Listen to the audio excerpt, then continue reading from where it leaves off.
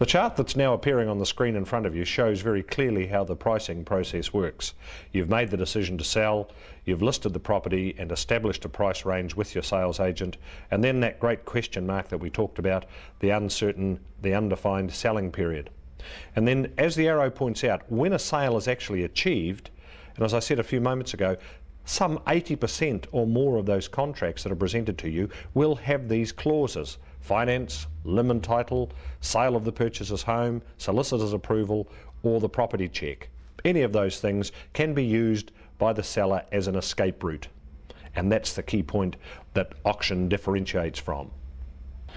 We now turn our attention to the auction graph that will be appearing on the screen in front of you.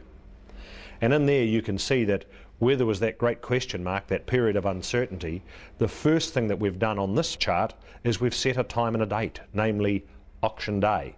And during that period of no more than 4 weeks in the lead up to the auction, all the things that occurred after sale in the pricing model now occur before the sale in the auction model.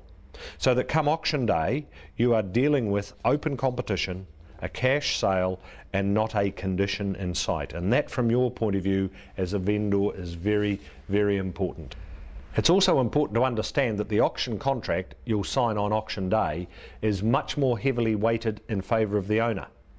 It limits, and in fact even eliminates, many of the clauses that the buyer can use to escape. So as an owner, you are much more in control of the process, and you are simply looking for that cash price, that cash sale on auction day. I'd like to show you another simple illustration that makes it very clear how much different the processes are. If you look at this graphic that's now on the screen, you'll see a single person standing beside the flag. And when you're looking for a buyer in the pricing process, that's generally what you uncover. Usually only one buyer.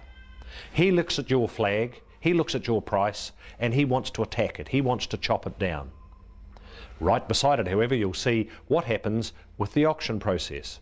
That is a process designed to gather many, many buyers, as many as we possibly can, and have them all standing together in the same place at the same time to compete for your property. When that happens, pricing goes one way only, and that is upwards, as opposed to having that buyer attack your price or the flag.